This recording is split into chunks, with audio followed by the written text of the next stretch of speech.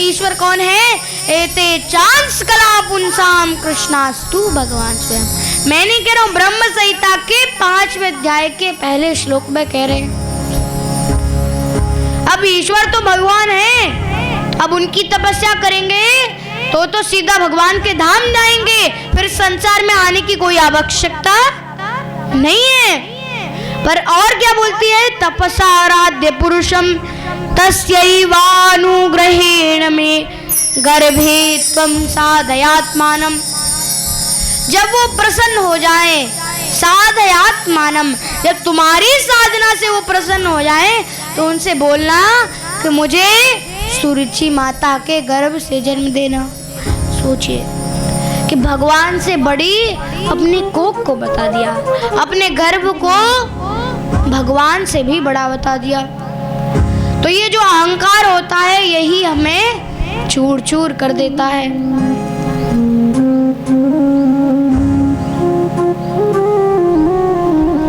सुनहु भरत भावी प्रबल, कहूँ मैं मुनिनाथ, कहूँ भरत मुनिनाथ, हानि लाभ जीवन मरण, जस जस विधिया। लाभ हानि जीवन मरण ये सब भगवान के हाथों में, हमें टेंशन नहीं लेनी चाहिए। लाभ हानि जीवन मरण जैसा पजस विधि हाथ, सब विधि के हाथ में, विधाता के हाथ में। और ये अहंकार जो है ये हमें नष्ट करने वाला है। काम क्रोध मद लोभ सब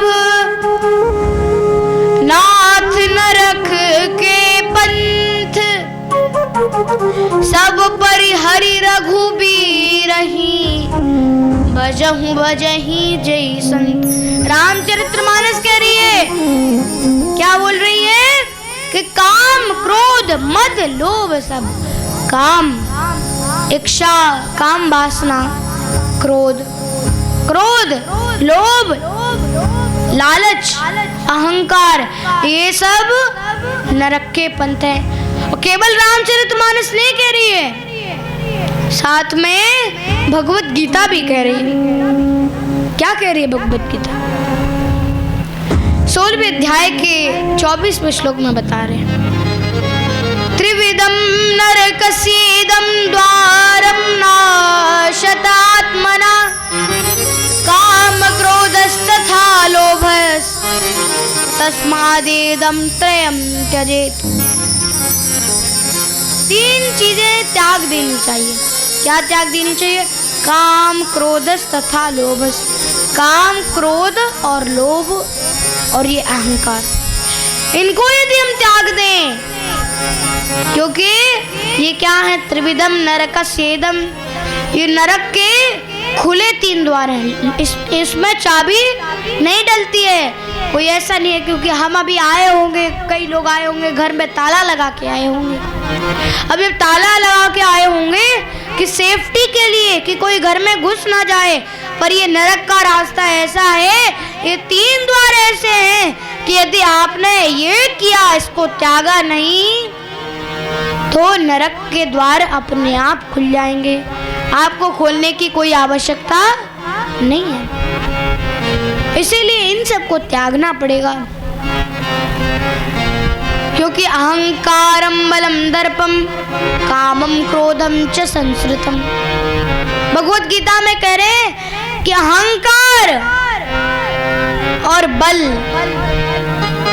ये अहंकार आ गया, वो भी किसका? कैसा ही आ जाए, चाहे वो अहंकार कैसा ही हो, अच्छा हो बुरा हो, वो तो हमें गिरा सकता है। क्योंकि जब हम चल नहीं पाते थे, जब हम बच्चे थे, तब उठाने वाले बहुत थे, तब उठाते थे हमें लोग, हमारी उंगली पकड़कर हमें चलवाते थे लोग।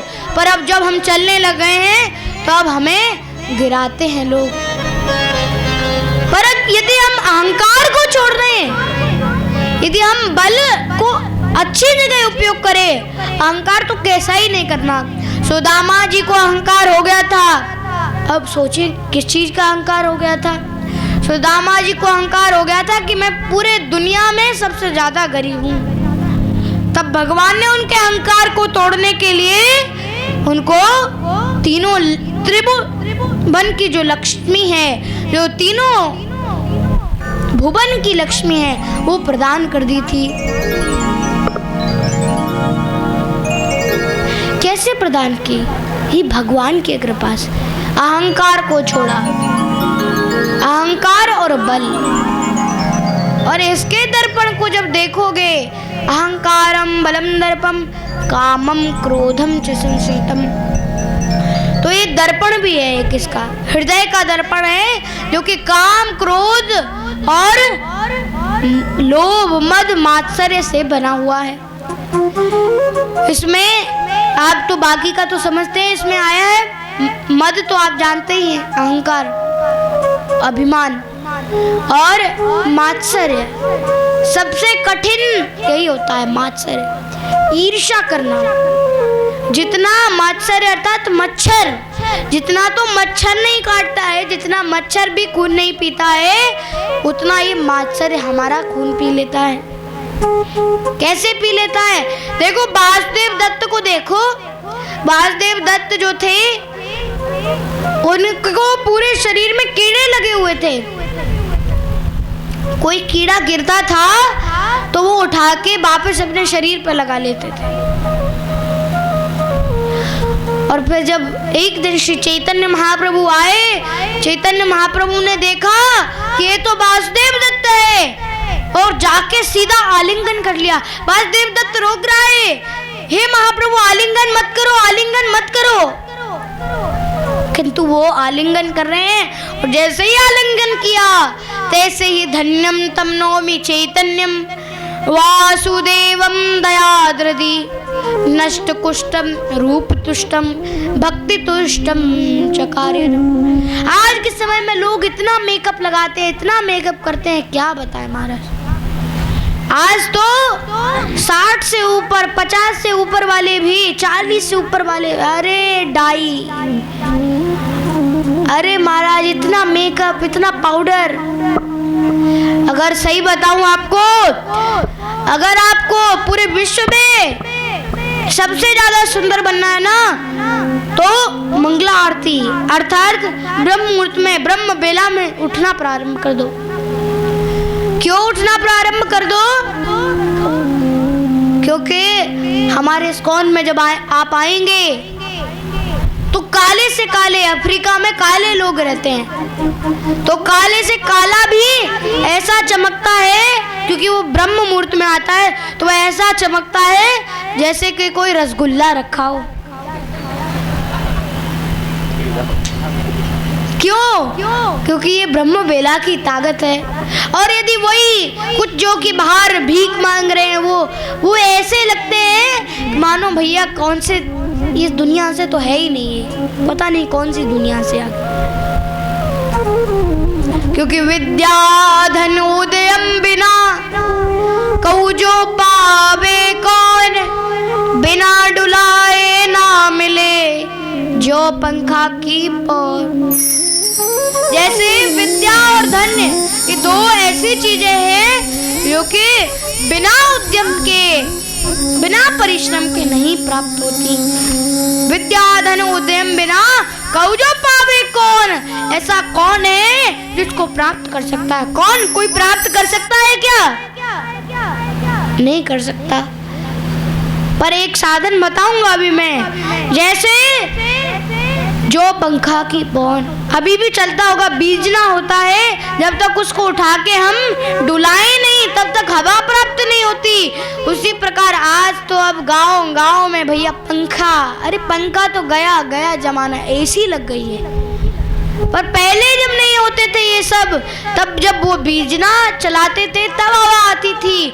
उसी प्रकार आज के समय में विद्या और धन परिश्रम के बिना नहीं मिल सकती। पर एक ही साधन है यदि इसको लेना है, यदि इसको प्राप्त करना है, विद्या और धन, तो जात न पूछो साधु की पूछ लीजिए ज्ञान, मोल करो तलवार का, पड़ी रहन दो म्यान। जात न पूछो साधु की, पूछ लीजिए ज्ञान। आप साधु की जात पर मत जाइए कि वो ये है, वो इस जाति का है, वो उस जाति का है, वो इस जाति का है। हाँ, हम मानते हैं कि पद्म पुराण में लिखा है कि अवैष्णव मुखोद्गीनम पूतम हरि कथामृतम, कथामृत रस स्वादा कुशलो सौ। ये अवैष्णव के मुख से हमें कथा श्रवण नहीं करनी चाहिए, पर वहां पर ये नहीं लिखा है कि केवल ब्राह्मण के मुख से श्रवण करनी चाहिए। हाँ, वो हमारी मर्यादा है कि हमें ब्राह्मण के मुख से श्रवण करनी चाहिए, क्योंकि ब्राह्मण को ही अधिकार दिया गया है कि पठन पाठन यजन याजन, ये जो पढ़ने का, पढ़ाने का, यज्ञ करने का और कराने का केवल ब्राह्मण को दिया है। किंतु वहां पे लिखा है अवैष्णव, जो वैष्णव नहीं है। और जैसे किसी का भाव हो, यदि वो वैष्णव हो तो आप निश्चित रूप से उसके मुख से कथा को श्रवण कर सकते हैं। ऐसा नहीं होता कि आप उससे श्रवण करो, उससे ना करो। भैया हम तो उन्हीं को बुलाएंगे, दुबे जी को बुलाएंगे, उनको नहीं बुलाएंगे। ऐसे नहीं करना है। हमें तलवार का मूल करना है। कौन हमें भागवत का रस का अमृत दे रहा है वो हमें जानना है। क्योंकि एक बहुत सुंदर श्लोक आया है, चांडालोऽपि द्विजोपसृष्टो हरि भक्ति परायणा, हरि भक्ति विहीनश्च अधमा स्वापचाधमा। ये मैं नहीं कह रहा हूँ, आप सब सोच रहे होंगे मैं कह रहा हूँ, नहीं, ये हमारे शास्त्र कह रहे हैं कि चांडालोपी, चांडाल से भी गिरकर द्विजोपसृष्टो, चांडाल से भी गिरकर। चांडाल कौन होता है? कौन होता है? राक्षसों से भी गिरकर होता है। वो जो मांस मदिरा खाते हैं वो उनको तो मांसाहारी कहते हैं, पर ये चांडाल सबसे नीच योनि में आता है, जो कि कुत्ते के मांस तक को खा लेता है, उसे चांडाल कहते हैं। चांडालो भी द्विजो सृष्टो, वो उस चांडाल से भी श्रेष्ठ, वो ब्राह्मण से भी श्रेष्ठ हो सकता है चांडाल। कैसे? हरि भक्ति परायणा, यदि वो भले ही वो भक्ति में परायण हो, भगवान की भक्ति में लगा है। अनन्यास चिंतयन्तो माम ये जना पर्युपास्ते तेषां नित्य वियुक्तानां योगक्षेमं वहाम्यहम्।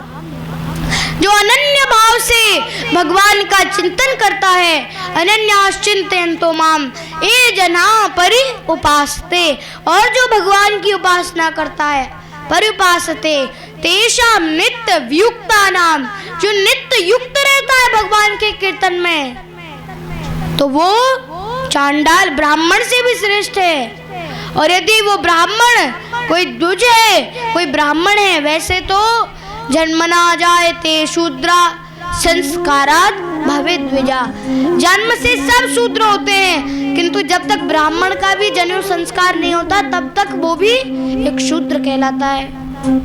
इसीलिए जहाँ पे पहले जन्म संस्कार होता है, उसके बाद कहते हैं, उसके बाद भी यदि ब्राह्मण तो है, जाति से तो ब्राह्मण है, पर कर्म ब्राह्मण के नहीं करता है, और वो फिर इस गलत संगों में द्यूतम पानम स्त्रिया सूनम, इन जो चार लक्षण है इन्हीं में लगा हुआ है, तो वो चांडाल से भी गिरकर है, इसमें कोई संदेह नहीं है।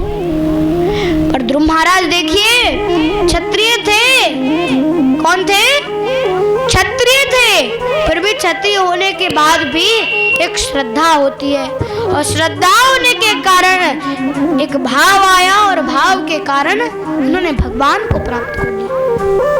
अब यहाँ पर ध्रुव महाराज ने जैसे ही इन कटु वचनों को सुना, ध्रुव महाराज दौड़े दौड़े अपनी माता के पास आए, अपने ओंठ काट रहे थे, आंखों से आंसू निकल रहे थे, आंखें लाल थी और बड़े ही क्रोध में थे। तो चलिए, हमारे संगीतकार हैं हेमंत जी, तो वो वो कुछ सुनाना चाहते हैं आप सभी को। देखते हैं क्या। द्रौपदी प्रजापति मैया से क्या कहते हैं? अरे रोए रोए के रहे ध्रुप महाराज, मैया मोए मौसी ने मारो।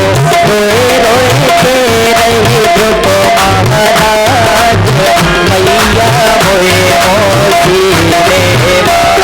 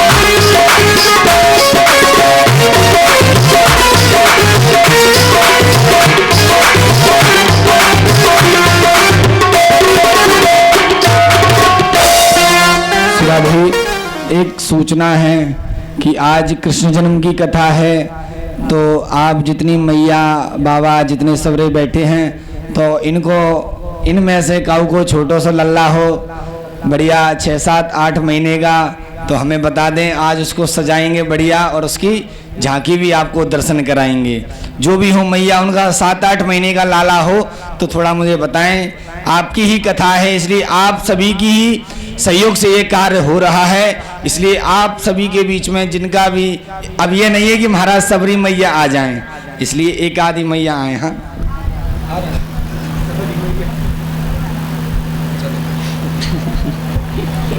भैया हमारा लालो ही खो गए हो। लाला को बुला रहे हैं भैया, आएगो लाला आएगो, जरूर आएगो, ब्रजवासियन को छोड़ के थोड़ी आएगो। यहाँ पे अब जैसे ही ध्रुव महाराज बड़े कटु वचनों को बताते हैं, तब पूछते हैं कि भगवान कहाँ पे रहते हैं। भगवान कहाँ पे रहते हैं? बोलते हैं कि भगवान तो वन में रहते हैं। सुनीति माता बता रही हैं ध्रुव महाराज को कि लाला भगवान तो वन में रहते हैं और अभी तू कोई बात नहीं, माँ ने बोल दिया, माँ तो तेरे हित के लिए बोल रही थी, हमारा लक्ष्य तो भगवान को प्राप्त करना है, तो कोई बात नहीं, तू जब बड़ा हो जाएगा तब तू भी वन में जाइयो और वन में जाकर तपस्या करके भगवान को प्राप्त कर लियो। अब माता ने वन की बताई। रात में 12 बजे जब सब सो रहे थे, अर्धरात्रि में उठकर भगवान कृष्ण से प्रार्थना करके, भगवान विष्णु से प्रार्थना करके, मैं आपके पास आ रहा हूँ। अब भैया आज के समय में क्या है, क्या यहीं से बोलते हैं, भगवान आपके लिए कुछ 50 करोड़ रुपए क्या है, कौड़ी के समान है, तो आप मुझे दे दीजिए, मैं ऊपर आके लौटा दूंगा। तो बोलते हैं आजा ऊपर आके ले ले। तो ऊपर आके ले ले। तो यहाँ पे ध्रुव महाराज कह रहे हैं कि मैं अब आपके पास आ रहा हूँ, आपको प्राप्त करने आ रहा हूँ।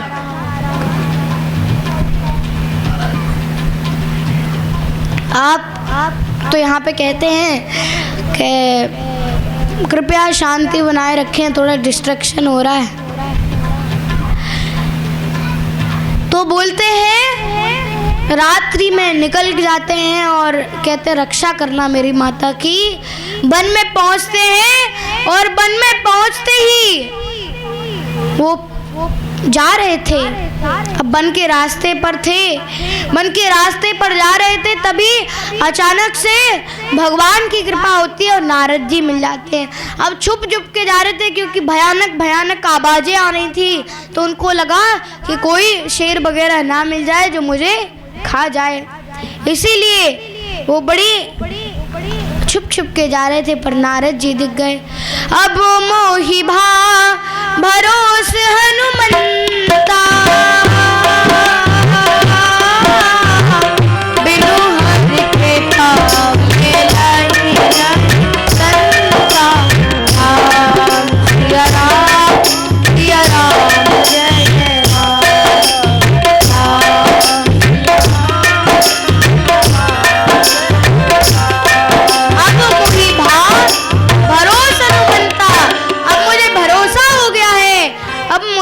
भरोस हनुमंता, बिनु हरि कृपा मिल ही नहीं संता। भगवान के कृपा से संत मिले हैं, आज नारद मुनि मिले हैं। अब नारद मुनि ने बोला, अरे पुत्र अंतर्यामी थे फिर भी पूछा कहाँ से आ रहे हो, कहाँ जा रहे हो। बोलते ऐसे ऐसे कटु वचन बोले, अब मैं भगवान को प्राप्त करने जा रहा हूँ। बोलते अरे माता है, माता तो बोल देती है, अभी तुम्हारी खेलने कूदने की उम्र है, जाओ खेलो और कूदो, ऐसे बुरा थोड़ी मानते हैं। तब नारद जी कहते हैं जाओ वापस। तब यहाँ पे ध्रुव महाराज कहते हैं, हे मुनिवर, मैं आपका अपमान नहीं करना चाहता, किंतु मैं एक क्षत्रिय का बालक हूँ और क्षत्रिय जिस काम पर अड़िग हो जाता है उससे पीछे कभी हटता नहीं है। इसलिए यदि आप मुझे भगवान कृष्ण पहुंचने का कोई साधन बता सकते हैं तो बताइए, वरना मेरे रास्ते से हट जाइए। अब नारद जी ने सोचा चेला तो पक्का है, अब चेला पक्का है, इसको बना लेते हैं अपना चेला। कहेंगे तो कौन था इसका गुरु? नारद मुनि थे, क्योंकि नारद जी टेस्ट कर रहे थे, क्योंकि कहीं ये ऐसा तो नहीं कि घर में हुई खटपट, चल बाबा के मठ पर, थोड़ी सी खटपट घर में हुई और बाबा के चलो भैया हम जा रहे हैं आश्रम, जा रहे हैं हरिद्वार, वहीं पे अब भक्ति करेंगे, अब ना आ रहे वापस, और स्टेशन तक पहुंच नहीं पाते, अपने पोते पप्पू की याद आ जाती है। अब नारद मुनि चेक कर रहे थे कि कहीं ये कच्चा है या पक्का है। अब जैसे ही देखते हैं यार पक्का तो है, और अगर इसको खाली छोड़ दिया तो फिर दिक्कत हो जाएगी, तो फिर कहेंगे अरे, तो इसको अपना चेला बना लेते हैं। ये खुद का तो नाम करेगा, उसके साथ साथ, क्योंकि आज के समय में भी जब पूछते कहाँ से पढ़े हो तो बोलेंगे नारद, अब वो तो बोलेंगे नारद मुनि, हम ऐसे बताते हैं हाँ हम हमारे गुरुजी ये हैं, हमारे गुरुजी वो हैं। तो ऐसे जब बताते हैं कि हमारे गुरुजी है, ऐसे जब ये बताएगा इसका नाम होगा तो हमारा भी नाम होगा, और वो भी केवल पृथ्वी पर नहीं, त्रिलोक में होगा, तीनों लोक में होगा, तीनों लोक में होगा। तब उनसे बोलते हैं तत्ताथ गच्छ भद्रं ते यमुनायास्तटं शुचि पुण्यं मधुबनं यत्र सानिध्यां नित्यदा हरे। कहती है कि तत्ताच गच्छ भद्रं ते, कि अभी जाओ, तत्तात गच्छ भद्रम ते, गच्छ जाओ, भद्रम ते, भद्रम अर्थात ये भद्र भद्र, ये कहते नहीं इसका अभद्र हो जाए, ये वो नहीं है। यहाँ पे भद्र मतलब कल्याण है। भद्रम ते कल्याण हो, कल्याण हो। यहाँ पे नारद मुनि ये बोल रहे, क्योंकि भैया भद्र के दो अर्थ होते हैं। क्योंकि जब शादी होती है तो शादी के पहले तो कहते हैं कि तुम्हारे सिवा मेरा कोई नहीं, और जब शादी हो जाती है कहती है अरे बस इतना छोटा घर, कुछ भी नहीं है इसमें, तो बोलते हैं यही तो बोला था तुम्हारे सिवा मेरा कुछ नहीं है। और पहले साल में वो बड़ी चंद्रमुखी होती है, तीसरे साल में लालमुखी हो जाती है, और 5 साल के बाद तो भैया भद्रमुखी हो जाती है। इसीलिए भद्र के कई अर्थ होते हैं, पर यहाँ पे संस्कृत के अनुसार भद्रम ते अर्थात कल्याण हो। तत्तात गच्छ भद्रम ते यमुनायास्तटं शुचि, यमुना के पुण्य तट पर जाओ, वहाँ पर एक बहुत सुंदर वन है, मधुबन है। पुण्यम मधुबनम यत्र सानिध्या नित्यदा हरे, जहाँ पर हमेशा भगवान श्री हरि का सानिध्य प्राप्त होता है। अब थे कहाँ पर? थे कहाँ पर? 400 किलोमीटर दूर कानपुर में। कहाँ पर थे? कानपुर में। यहाँ पे हम 400 मीटर चलते हैं, हमारे पैर दर्द होने लगते हैं, पर वहाँ पे वो 400 किलोमीटर चले, और 400 किलोमीटर कानपुर से चलते चलते वृंदावन पहुँचे। और वृंदावन जब पहुँचे तो मधुबन गए, तो मधुबन में जाके पहले महीने में क्या किया, अब कान में उन्होंने मंत्र तो फूंक दिया था। क्या फूंक दिया था? ओम नमो भगवते वासुदेवाय, ओम नमो भगवते वासुदेवाय, ओम नमो भगवते वासुदेवाय। अब मंत्र तो डाल दिया कान में, तो अब साधना कैसे करें? तो उन्होंने सब कुछ बता दिया था कि ऐसे ऐसे इस भगवान का स्वरूप है, चतुर्भुजी स्वरूप के है, शंख चक्र गदा पद्म आदि ग्रहण करते हैं, साथ में होते हैं उनके। ऐसे बता के उनको भेज दिया। मधुबन में पहुंचे पहले महीने में।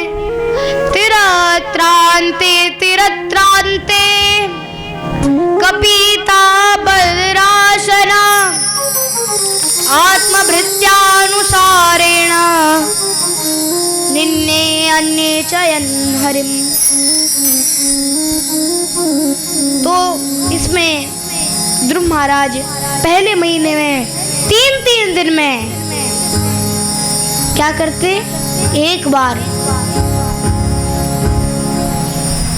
पहले महीने में बता रहे हैं 3 दिन में एक बार कैद के जो बेर होते हैं, फल होते हैं, वो खाते थे।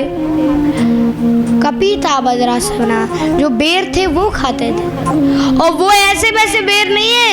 आप जब प्रभुपाद जी का तात्पर्य पढ़ेंगे तब उसमें लिखा है कि एक ये ऐसे फल होते हैं जिनका कोई एकदम स्पेसिफिक नेम नहीं होता है, और ये फल इतने कड़वे होते हैं कि जानवर भी इसको नहीं खाते हैं। दिखता तो दूर से अच्छा है, पर जैसे ही बंदर वगैरह भी थोड़ी बहुत खा लेते हैं ना, तो वो भी थूक देते हैं। अब सोचिए ऐसे फल खाकर श्री ध्रुव महाराज ने, वो भी 3 दिन में एक बार। हम यहाँ 1 दिन में 3 बार, वो 3 दिन में एक बार। अपोजिट है। हम 1 दिन में 3 बार खा लेते हैं। अरे 3 बार तो फिर कहते हैं, पर तो काजू किशमिश ये तो रखे ही रहते हैं सामने, ये तो धीरे धीरे चलता रहता है। ऐसे ही यहाँ पर 3 दिन में एक बार खाए तब भी भगवान प्राप्त नहीं हुए। द्वितीयं च तथा मासं षष्ठे अर्भकोदने तृणपर्णादिभिः शीर्णे कृतन्नोऽभ्याचयन् हरिम्। उन्होंने दूसरे महीने में 6 दिन में एक बार क्या खाया? 6 दिन में एक बार केवल जो गिरे हुए सूखे पत्ते थे, पत्तियां थी, केवल वो खाई। तृण पर्णादिभिः शीर्णे, केवल तृण पर्ण ये सब खाते रहे। तब भी भगवान प्राप्त नहीं हुए तो तीसरे महीने में तृतीयं च तथा मासम नवमे आहनी अभक्षा उत्तम श्लोक अपासा बद समाधिना। उन्होंने तीसरे महीने में 9 दिन में एक बार भगवान को प्राप्त करने के लिए 9 दिन में एक बार केवल क्या खाने लगे? केवल जल पीने लगे। अब सोचिए, कोई 9 दिन में एक बार जल पी सकता है?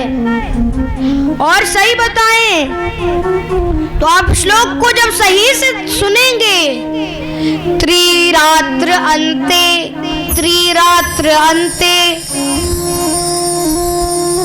बोलते हैं कि त्रिरात्र अंते ये नहीं है कि भैया तीसरा दिन स्टार्ट हुआ, भैया हमें तो भूख लग रही है खाना दे दो, आज सुबह हुई और खा लिया, ऐसे नहीं। त्रिरात्र अंते 3 दिन की रात के अंत में, मतलब 12 बजे के करीब। ऐसा नहीं था कि वो ऐसा नियम था, वो जब समाधि में लग जाते थे तो वो सब कुछ भूल जाते थे कि मुझे भूख लग रही है, प्यास लग रही है, तो 3 दिन तक भूल जाते थे। फिर याद आता था, अरे मैंने तो कुछ खाया नहीं है, स्नान नहीं किया, जो कितने नियम बताए थे वो नहीं किए, तब जाके खाते थे। ऐसे ही 6 9 दिन के अंत में, रात्रि के अंत में वो जल पीते थे। तब भी भगवान प्राप्त नहीं हुए। चतुर्थ मई मासम द्वादश चौथे महीने में, चतुर्थम वही मासम, चौथे महीने में वो 12 दिन में एक बार केवल वायु पीने लग गए। और जैसे ही उन्होंने वायु पी 12 दिन में, अब भगवान को भी कभी कभी आनंद आ जाए और भगवान 1 महीने के लिए, 1 महीने क्या बोल रहा हूँ मैं, 1 मिनट के लिए यदि भगवान थोड़ी कहे, थोड़ा देखे, आज सांस रोक के देखते हैं कितनी रोक पाते हैं, उतनी कौन रोक पाता है, हम कितनी रोक पाते हैं, थोड़ा बंद कर दें वायुदेव को, तो हम तो गोविंदाय नमो नमः हो जाएगा। अब वो 12 दिन में, 9 दिन में नहीं, 12 दिन में एक बार केवल वायु पीने लगे। तब भी भगवान प्राप्त नहीं हुए तो 5वें महीने में पंचमे मास्यनु प्राप्ते जितस्वासो नृपात्मजा व्यायन ब्रह्म पदैकेना तस्थौ स्तारिवाचला। 5वें महीने में उन्होंने वायु लेना भी बंद कर दी, और जैसे ही वायु लेना बंद की, तैसे ही पूरे त्रिलोक में हाहाकार मच गई कि अरे जाओ भगवान रोको उनको, रोको। अरे यदि उन्होंने वायु रोक के रखी तो पूरे ब्रह्मांड की जो वायु है वो रुक गई है, और यदि रुक गई है तो सब घुट घुट के मर जाएंगे। जाइए रक्षा कीजिए, त्राय माम त्राय माम त्राय माम।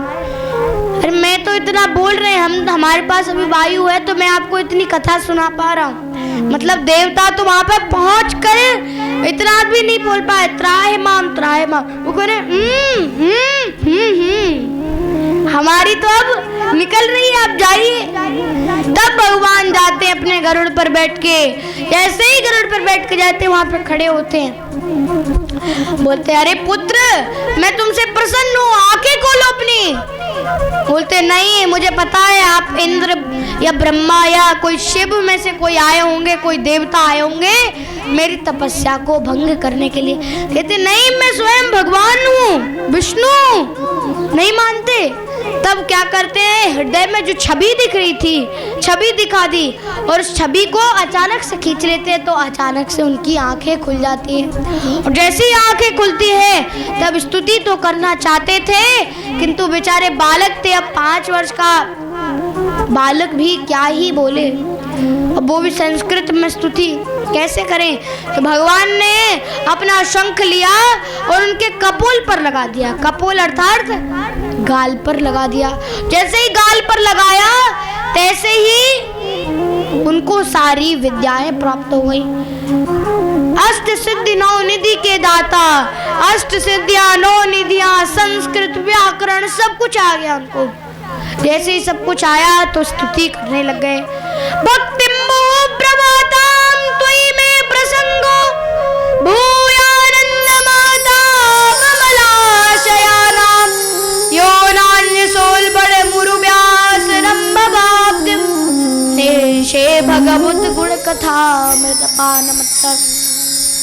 भक्तिं मुहुः प्रभातां त्वयि में प्रसंगो, भक्ति मैं आपकी भक्ति में लगा रहूं। भक्ति मुहुः प्रभाताम त्वयि में प्रसंगो, त्वयि में प्रसंगो, आपकी कथाओं को श्रवण करने में लगा रहा हूँ। त्वयि में प्रसंगो भूयानंद महताम मलाशयानाम, और मैं आपकी इस कथा को श्रवण करके इस भौतिक संसार के मल से भी दूर हो जाऊं। मलाशयानाम एनांच सोल बड़मुरु व्यासनम बवाब्दिम, और जितने भी मेरे द्वारा किए गए पाप हों वो भी नष्ट कर दीजिए, और मैं सदा सदा के लिए आपकी ही शरण शरण में लगा रहा हूँ। और कहने लगते हैं कि भगवान कहा मैं कांच मांगने आया था। क्यों आए थे? अपने दादाजी से भी बड़ा, दादाजी नहीं परदादा से भी बड़ा। परदादा कौन थे? ब्रह्मा जी थे। दादाजी मनु थे और मनु के पिताजी ब्रह्मा, तो ब्रह्मा अर्थात परदादा, परदादा से भी बड़ा राज्य लेने आए थे। किंतु जैसे भगवान के उस त्रिभंग ललित स्वरूप को देखा तो कहते हैं कि अब मुझे कुछ नहीं चाहिए। भगवान कह रहे हैं यदि वो ना होता तो तुम इतनी तपस्या कैसे करते? तुमने जिसके लिए तपस्या की है उसको पहले लो। तब भगवान उनको परदादा से भी बड़ा राज्य देते हैं और पृथ्वी लोक पर 36,000 वर्ष तक वो राज्य करते हैं, और 36,000 वर्ष तक राज्य करने के बाद मृत्यु के ऊपर पैर रखकर, किसके ऊपर? मृत्यु के ऊपर पैर रखकर कहाँ जाते हैं? मृत्यु भी ऐसे उनके पैरों में जब बैठते थे राज सिंहासन पर तो मृत्यु पैर में बैठती थी उनके, और जब भगवान के धाम गए तब मृत्यु पर पैर रख कर गए थे।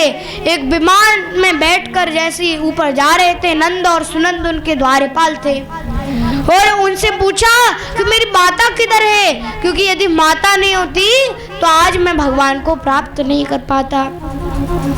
बोलते माता आपसे आगे जा रही है, देखो वो विमान जा रहा है, वो तुम्हारी माता का है, तो माता को भी ले जा रहे हैं। और ऊपर जाते हैं तो ध्रुव लोक भगवान प्रदान करते हैं, परदादा से भी बड़ा।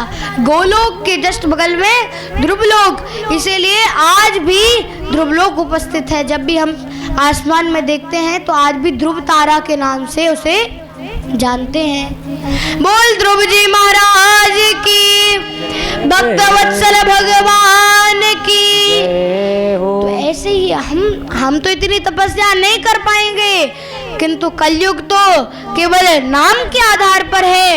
इति षोडशकम नामनम कली कलमसनाश्रम, ये 16 शब्दों का जो मंत्र है, हरे कृष्णा कृष्णा कृष्णा हरे हरे, हरे राम राम राम हरे।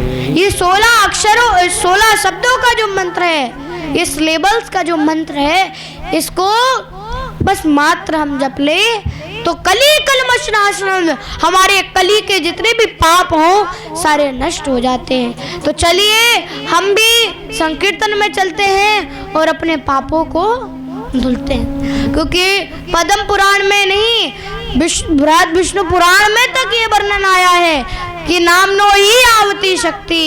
एक हरि नाम में इतनी शक्ति होती है कि यदि कोई व्यक्ति ध्यान से मन लगाकर श्रद्धा से यहाँ से बोल रहा है और ध्यान से सुन रहा है, तो उसे क्या होते हैं, उतने पाप वो मनुष्य कर नहीं सकता जितने पाप वो हरि नाम मिटा देता है। हरे कृष्णा कृष्णा कृष्णा हरे हरे, हरे राम राम हरे हरे।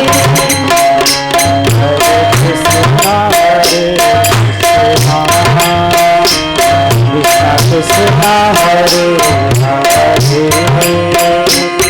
हरे राम हरे